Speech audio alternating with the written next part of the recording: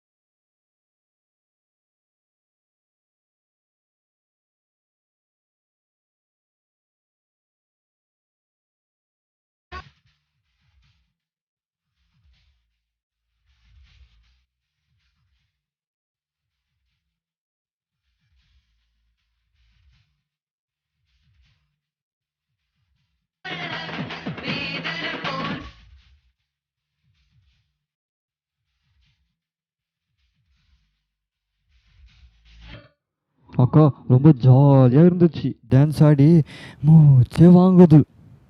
என்ன குட்டீஸ், dance enjoy பண்ணீங்களா? என்ன ஜோ, இதுக்கே டயர்டானா எப்படி? இன்னும் நிறைய இருக்கு. இன்னும் நிறைய இருக்கா? அடுத்து என்னக்கா? இப்போ நம்ம வினோத் அண்ணா வந்து சூப்பரா ஒரு கதை சொல்ல போறாங்க. கதையா? ஆமா ஜோ, கவனமா கேளுங்க, கடைசியில क्वेश्चंस கேட்பாங்க. ஆஹா, வாங்க போலாம். போலாமா? போலாம். ஹாய் குட்டீஸ், praise the Lord. Welcome to story time. இன்றைக்கி நாம் யோனா வச்சு ஆண்டவர் எப்படி நினிவே பட்டணத்தை பாதுகாத்தாருன்றதை பற்றி நம்ம பார்க்கலாம். கதை கேட்க நீங்களாம் ரெடியாக இருக்கீங்களா? வாங்க நம்ம ஸ்டோரிக்குள்ளே போகலாம். யோனா அப்படின்னு சொல்லி ஆண்டவருடைய ஊழியக்காரர் ஒருத்தர் வாழ்ந்துட்டு இருந்தார். அவரை பார்த்த ஆண்டவர் ஒரு நாள், யோனாவே, நினிவேல ஜனங்களோட பாவங்களும் அக்கிரமங்களும் அதிகமாகிடுச்சு, அந்த நினிவே பட்டணத்தை நான் அழிக்க போகிறேன், நீ போய் அவங்கக்கிட்ட இதை பற்றி எச்சரிக்கையின் சத்தத்தை சொல்லுன்றாரு. யோனாவும் ஆண்டவர் சொன்னதை கேட்டுக்கிட்டு, ஆனால் அவர் நினிவேக்கு போகாமல் நேராக துறைமுகத்துக்குள்ளே போய் ஒரு கப்பலில் ஏறி தர்ஷீஷ்க்கு போகிற கப்பலில் காசு கொடுத்து தர்ஷீஷ்க்கு போகிறதுக்காக கிளம்பிட்டார். அவர் அந்த கப்பலோட அடித்தளத்தில் போய் யாருக்கும் தெரியாமல் ஒளிஞ்சிக்கிட்டார். திடீர்னு கப்பல் நல்லா கடலுக்குள்ளே போயிட்டு இருக்கும்போது நடு கடலில் பெரிய புயல் காற்றும் பெரிய பெரிய அலைகளும் வந்து அந்த கப்பல் இப்படியும் அப்படியுமா தள்ளாடிக்கிட்டு இருந்துச்சு.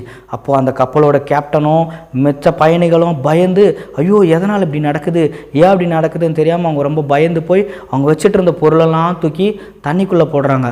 அப்பயும் அந்த கப்பலோட ஆட்டம் நிற்கல, அது ஆடிக்கிட்டே இருக்குது. அப்போ தான் இது யாரால் இந்த தப்பு நடந்துச்சு, இது கர்த்தருடைய கோபம்தான், யாரோ தப்பு பண்ணியிருக்காங்கன்னு சொல்லி எல்லாரும் உக்காந்து அதில் இருக்கிற எல்லா பயணிகளோட பேரும் எழுதி சீட்டு குலுக்கி போட்டு சீட்டு எடுக்கிறாங்க. அப்போது அந்த சீட்டில் யோனாவோட பேர் வருது. இந்த யோனாவை எல்லாரும் தேடி போனால் அவர் கப்பலோட அடியில் படுத்துக்கிட்டு இருக்கிறாரு. அப்போ அவர் எழுப்பி, ஐயா நீங்கள் எந்திரிச்சிருங்க, நீங்கள் யார், நீங்கள் எங்கேருந்து வந்தீங்க, இங்கே என்ன பண்ணிகிட்டு இருக்கிறீங்க, இந்த கப்பல் இப்படி ஆடுது, நாங்கள் சீட்டு குலுக்கி போட்டோம், அதில் உங்கள் பேர் தான் வந்துச்சு, என்னான்னு கொஞ்சம் சொல்லுங்க ஐயான்னு சொன்ன உடனே அந்த யோனா சொல்கிறாரு, இது எல்லாத்துக்கும் காரணம் நான் தான். ஆண்டவர் என்னை நினிவே பட்டணத்துக்கு போய் அந்த நினிவே பட்டணத்துக்கு எச்சரிப்பின் சத்தத்தை சொல்ல சொன்னார். ஆனால் நான் உயிருக்கு பயந்துக்கிட்டு நினிவேல இருக்கிற ஆளுங்களாம் ரொம்ப மோசமானவங்க, நான் இதை போய் சொன்னேன்னா என்னை கொன்னுடுவாங்கன்னு பயந்து நான் தர்ஷீஷ்க்கு ஓடிட்டுருக்கிறேன். நீங்கள் இப்போ என்ன பண்ணுங்கள், என்னை தூக்கி கடலுக்குள்ளே போட்டிங்கன்னா இந்த அலையெல்லாம் நின்றுடும், நீங்கள் நிம்மதியாக ஊருக்கு போகலான்னு சொல்லி அப்பயும் அவர் நினிவேக்கு போகிறதுக்கு மனசு இல்லாமல் நம்ம இந்த கடலில் குதிச்சு செத்தாவது தப்பிச்சிடலான்னு சொல்லி நினைக்கிறாரு. எல்லாரும் அவரை பிடிச்சி கடலுக்குள்ளே போடுறாங்க. ஆண்டவர் பார்த்தாரு, யோனாக்கு ஒரு நல்ல பாடத்தை சொல்லி கொடுக்கணும்னு சொல்லி ஒரு மீன் அனுப்புகிறாரு. அந்த மீன் வந்து நம்ம யோனாவை அப்படியே விழுங்கிடுது. 3 நாள் வரையிலும் நம்ம யோனா அந்த மீன் வயிற்றுக்குள்ளே இருக்கிறாரு. நம்ம வீட்டில் மீன் சமைக்கும் போது அது எவ்வளோ நாற்றடிக்கும். 3 நாள் வரையிலும் மீன் வயிற்றுக்குள்ளே இருக்கணும்னா அது எவ்வளோ கஷ்டமானதாக இருக்கும். அந்த நாற்று அடிக்கிற நிலைமையில தான் யோனா யோசிக்கிறாரு, ஐயோ ஆண்டவருக்கு நான் கீழ்ப்படியாமல் போயிட்டேனே, ஆண்டவர் சொன்னதை நான் செய்யாமல் போயிட்டேனேன்னு யோசிக்கும் போது தான் அந்த நாத்தம் அடிக்கிற வேலையில் அந்த மீன் வயிற்றுக்குள்ளே இருந்து ஆண்டவர் நோக்கி ஜெபம் பண்ணுறாரு.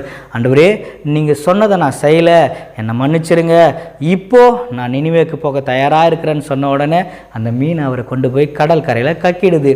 அவர் உடனே நினிவே பட்டணத்துக்குள்ளே போய் ஆண்டவர் உங்கள் எல்லாரையும் அழிக்க போகிறாரு, நீங்கள் எல்லாம் மனம் திரும்புங்கன்னு சொன்ன உடனே அந்த ஜனங்கள்லாம் அவங்க சட்டையெல்லாம் கிழிச்சிக்கிட்டு அழுது உபவாசம் இருந்து ஆண்டவரை நோக்கி ஜெபம் பண்ணுறாங்க. ஆண்டவரே, எங்களை அழிக்காதீங்க, எங்கள் பாவத்தெல்லாம் மன்னிங்க, நாங்கள் திருந்திடுறோம் சாமி, எங்களை மன்னிங்கன்னு சொல்லி ஆண்டவர் பாதத்தில் உட்காந்து கெஞ்சுறாங்க.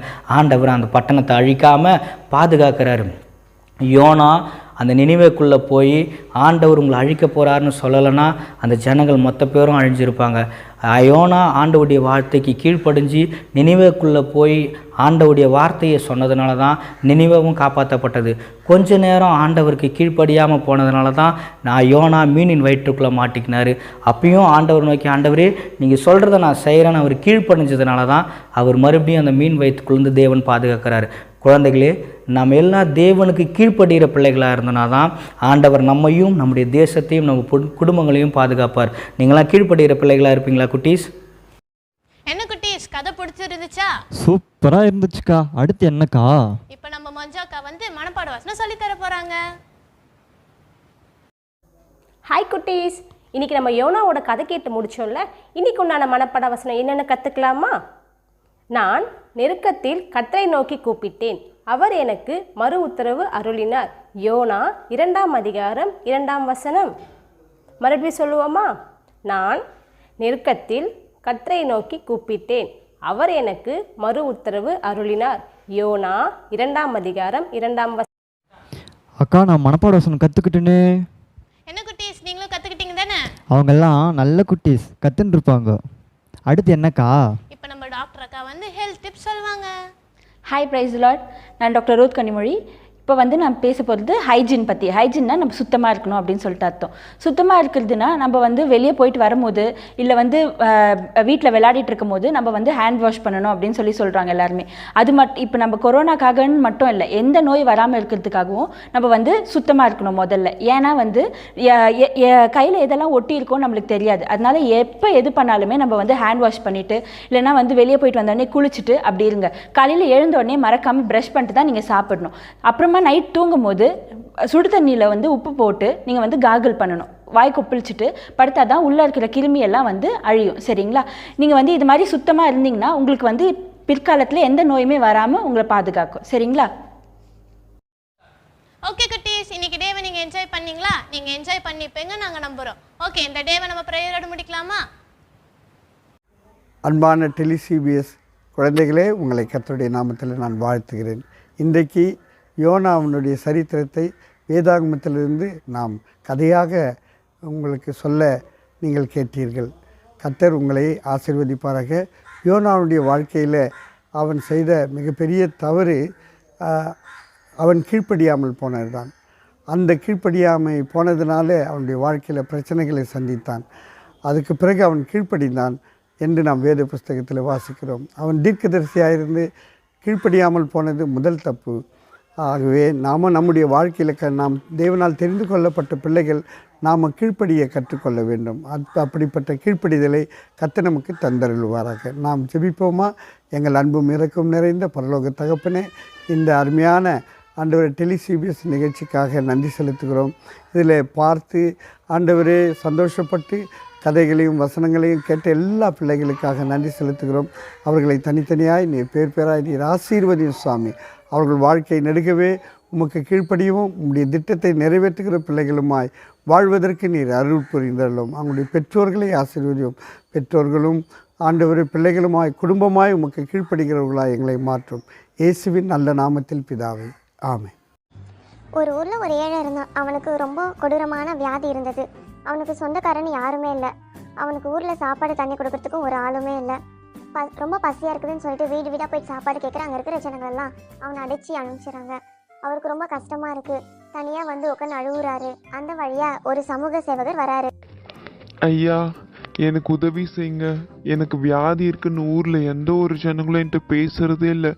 எனக்கு சாப்பாடும் கொடுக்கறதில்ல. எனக்கு இருக்கிற வியாதினால எல்லாரும் என்னை அடித்து துரத்துறாங்க. எனக்கு ரொம்ப பசிக்குது, என்னாலேயும் முடியல. இந்த வயசான காலத்தில் நான் எங்கேயா போவேன்? நீங்கள் ஒன்றும் கவலைப்படாதீங்க ஐயா. எங்களால் முடிஞ்ச உதவி உங்களுக்கு பண்ணுறோம். அது மட்டும் இல்லை, அரசாங்க உதவி கிடைக்கும் உங்களுக்கு நாங்கள் ஏற்பாடு பண்ணுறோம். இது போல உதவும் நல்ல குணம் நமக்கு இருக்கணும். பைபிள் வசனம் அழகாக சொல்லுது, ஏழைக்கு இறங்குகிறவன் கர்த்தருக்கு கடன் கொடுக்கிறான். நீதிமொழிகள் 19:17. ஸோ குட்டீஸ், நீங்களும் இந்த சமூக சேவகர் போல எல்லா ஏழைகளுக்கும் ஹெல்ப் பண்ணணும். ஹலோ குட்டீஸ், நாம் இன்றைக்கான ப்ரோக்ராமோட லாஸ்ட் செஷனுக்கு வந்துட்டோம். ஓகே, இன்றைக்கான ஹோம்ஒர்க் என்னென்னு பார்ப்போமா? First homework drawing. ஸ்க்ரீனில் தெரிகிற இந்த பிக்சரை பார்த்து நீங்கள் வரைஞ்சி உங்கள் நேமோட எங்களுக்கு அனுப்புவீங்க. Second homework question. யோனாவை விழுங்கிய உயிரினம் எது? செகண்ட், எந்த ஊருக்கு போக யோனாவுக்கு கட்டளையிட்டார்? தேர்ட் ஹோம்ஒர்க் மனப்பாட வசனம். ஸ்க்ரீனில் தெரிகிற இந்த மனப்பாட வசனத்தை நீங்கள் சொல்லி அதை வீடியோவை எடுத்து எங்களுக்கு அனுப்புங்க. Fourth homework dance. இன்றைக்கி கற்றுக்கிட்ட டான்ஸை நீங்கள் ஆடி அதை வீடியோவை எடுத்து எங்களுக்கு சென்ட் பண்ணுங்கள். உங்களோட ஹோம்ஒர்க்ஸ் எல்லாத்தையும் இங்கே தெரியுற நம்பருக்கு வாட்ஸ்அப் பண்ணிவிடுங்க. ஓகே.